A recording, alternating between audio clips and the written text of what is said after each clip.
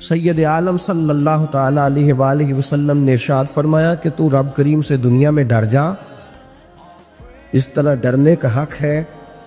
جب قیامت کا دن آئے گا تو اللہ تجھے ڈرائے گا نہیں بلکہ اپنی رحمت کی چھاؤں میں جنت میں داخل کر دے گا۔ یہاں ڈر،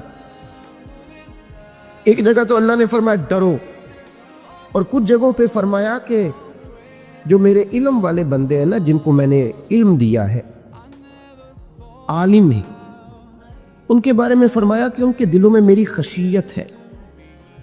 انما یخش اللہ من عبادہ العلماء، اللہ کے بندوں میں سے جو علم والے ہیں وہ اللہ کی خشیت رکھتے۔ قرآن نے ایک جگہ کہا ڈرو، خوف کا لفظ بھی استعمال کیا، وَلِمَنْ خَافَ مَقَامَ رَبِّهِ جَنَّتَانِ، خوف بھی ہے اور خشیت بھی ہے۔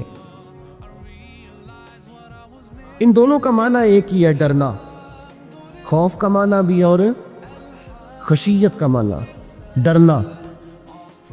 جب آپ علماء لغت کو پڑھیں گے، عربی ادب کو جاننے والے لوگوں کا مطالعہ کریں گے تو انہوں نے یہی لکھا ہے کہ ان دونوں کا معنی ڈرنا ہے۔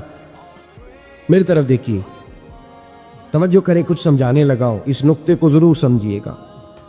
خشیت کا معنی بھی ڈرنا ہے، خوف کا معنی بھی، لیکن جب صوفیاء کے پاس جائیں نا، صوفیاء جو قرآن و سنت کی روح کی تفسیر کرنے والے ہیں، تو وہ کہتے ہیں نہیں، خشیت اور خوف میں فرق ہے،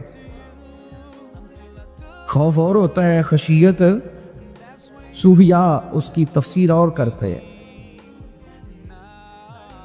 تو وہ کہتے ہیں خوف بھی ہوتا ہے اور خشیت بھی ہوتی ہے، الگ الگ چیزیں ہیں، ایک نہیں۔ بڑی خوبصورت بات ہے، اگر آپ سمجھ گئے تو آپ کو فائدہ دے گی۔ صوفیاء یہ کہتے ہیں کہ بھائی خوف ہوتا ہے اپنے گناہوں کا، کہ میں نے یہ گناہ کیے ہیں، اگر اللہ نے مجھ سے پوچھا تو مجھے بڑا خوف آتا ہے، مار پڑے، یہ خوف ہے۔ اور خشیت یہ ہے کہ ایک آدمی سارا دن نماز پڑھتا ہے، روزہ رکھتا ہے، عبادت کرتا ہے، اللہ کو یاد کرتا ہے، پھر بھی ڈرتا ہے، یہ خشیت ہے، یہ خشیت ہے۔ جو گناہوں سے ڈرے وہ خوف ہے، اور جو رب کی ناراضگی سے ڈرے وہ خشیت ہے۔ جو کہے یار میرا رب کہیں ناراض نہ ہو جائے۔